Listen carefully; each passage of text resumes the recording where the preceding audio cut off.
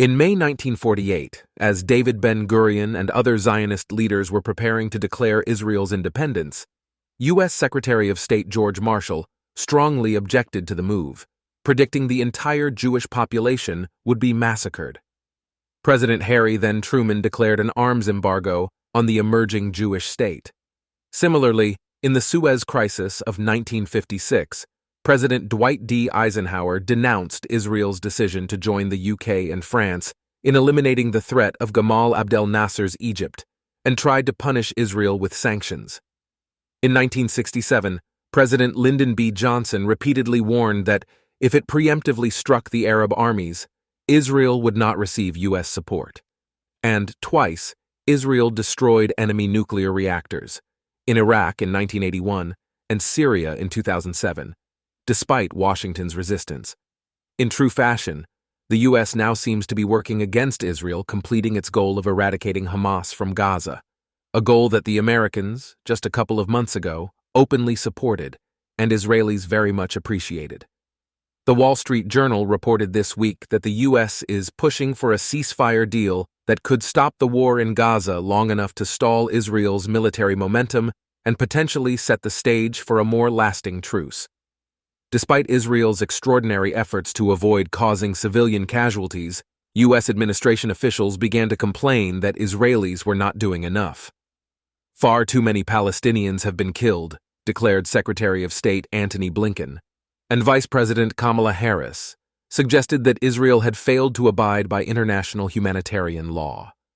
Biden himself complained to American Jewish donors that Israel was losing international support due to its indiscriminate bombing. The Americans are again expressing fear of escalating conflicts in the Middle East and appear to be stopping their allies from winning decisively over terror. In 2021, the Biden administration cut off its support for Saudi Arabia's military campaign against the Iranian-backed Houthis in Yemen, and Washington later removed the Houthis from its list of terrorist organizations. Starting in 2006 with Israel's war against Hezbollah in Lebanon, and then repeatedly, in 2009, 2012, 2014, and 2021, in clashes between Israel and Hamas in Gaza, the U.S. worked to impose a ceasefire. American policymakers for many years now have refused to understand that ignoring aggression and broadcasting fear in the Middle East is the surest way to encourage aggression and realize that fear, according to Michael Oren, a former Israeli ambassador to the United States. The Americans have seemingly failed to grasp that there are societies which, unlike the West, favor religious ideology, and financial incentives to give up this ideology do not always work. If anything, they can sometimes backfire.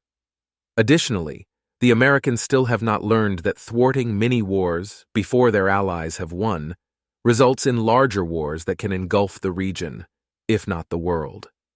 Americans often think they know better than the rest of the world, and they probably do in many ways, but when it comes to the Middle East, U.S. foreign policy has been nothing short of dismal since World War II.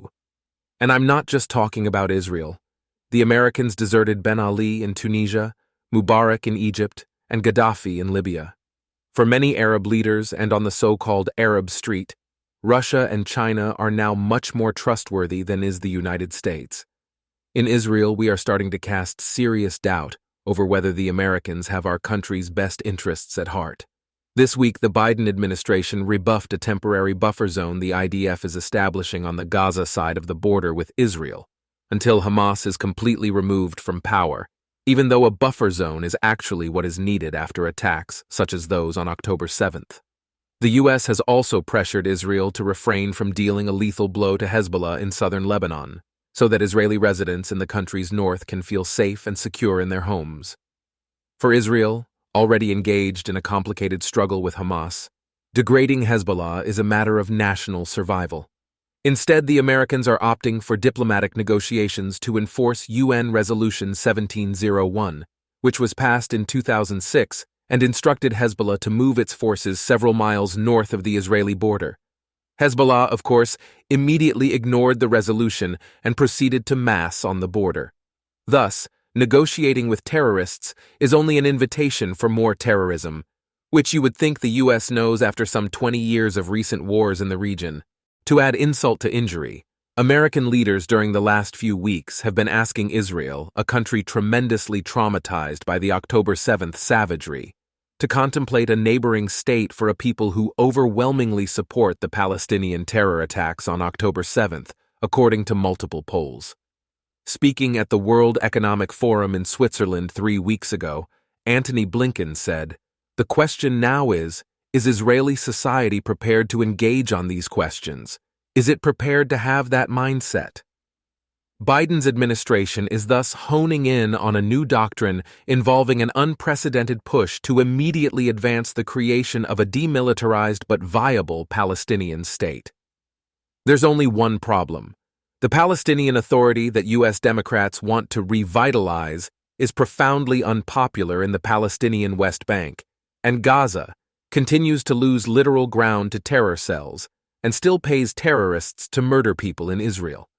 The worse the terror attack, the more they pay.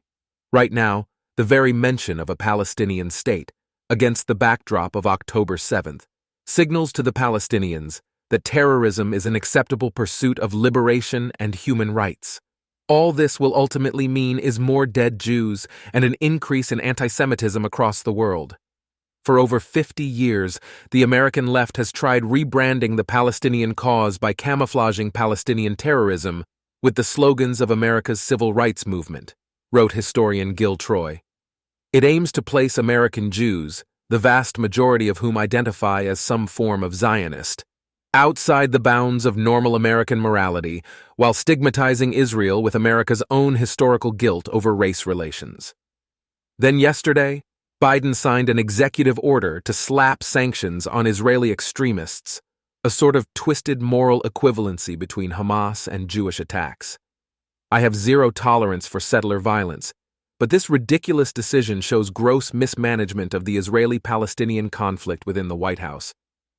As Richie Torres, a U.S. congressman who knows better than to conflate Hamas and Israeli extremists, courageously reminded us, "I feel no need to be balanced between Israel and Hamas.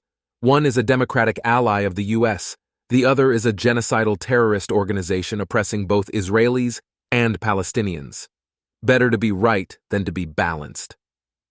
Of course, Biden issued this executive order just before his trip to the state of Michigan, home to America's largest Muslim population, and an important swing state that could be a game changer for the U.S. presidential election this November.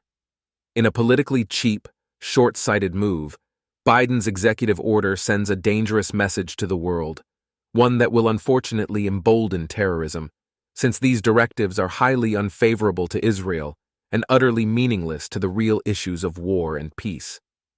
The Middle East is aflame because of Hamas, an Iranian proxy, and instead of forcefully dealing with Iran's Islamic regime, Biden is continuing Obama's unfruitful practice to effectively appease the Iranians at the expense of Israel and even Saudi Arabia, both of which are supposed to be key American allies in the region. Thus, Biden and Obama's settler violence campaign is nothing more than an anti-Semitic exaggeration propagated by Israel's enemies, with the aim of vilifying the Zionist enterprise and thereby discrediting the entire state of Israel. There are some 600,000 Israeli settlers who share roads and other parts of the West Bank with the Palestinians there. The vast majority of them are peaceful and just want to live their lives.